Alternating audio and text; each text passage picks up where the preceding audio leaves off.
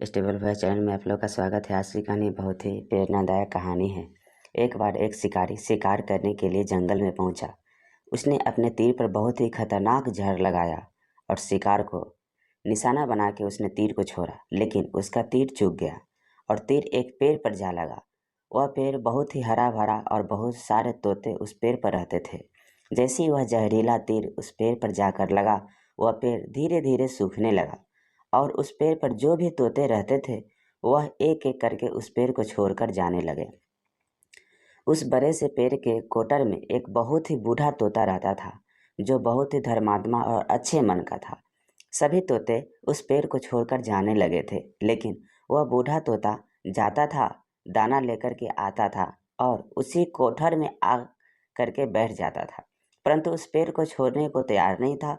बूढ़े तोते के साथियों ने कई बार आकर के उसे समझाया कि यह पेड़ सूख रहा है और किसी दिन गिर भी जाएगा, चलो किसी और पेड़ पर चलकर रहा जाए, परंतु वह बूढ़ा तोता वहाँ से जाने को तैयार नहीं हो रहा था। अब यह बात देवराज इंद्र तक पहुँची। उन्हें बताया गया कि एक तोता है, वह जिस पेड़ पर रहता है उस पेड़ पर एक जहरीला तीर लगने के कारण सूखने, गिरने और ख़त्म होने के कगार पर आ पहुँचा है और एक बूढ़ा तोता अभी भी वहीं पेड़ पर रह रहा है।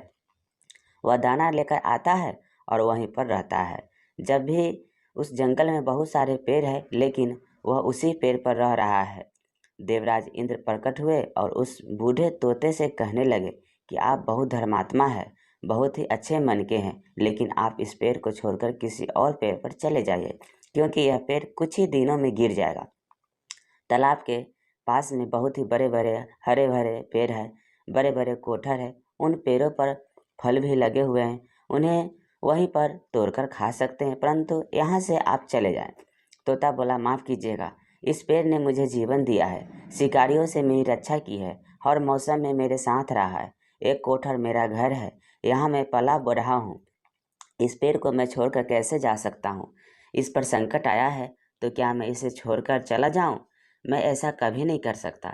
देवराज इन तोते के इस बात से बहुत ही प्रसन्न हुए। उन्होंने तोते से कहा, मैं आपके इस बात से बहुत ही खुश हूँ, मांगो जो आपको मांगना हो। उस बूढ़े तोते ने कहा, मुझे बस इतना मांगना है कि जिस पेड़ ने मुझे जन्म दिया है, जहाँ मैं रहा, पाला बढ़ा, जिसे आप मेरा जन्मभूमि कह सकते हैं, आप इसे फिर से वैसा ही हरा भरा कर दो जैसा यह था।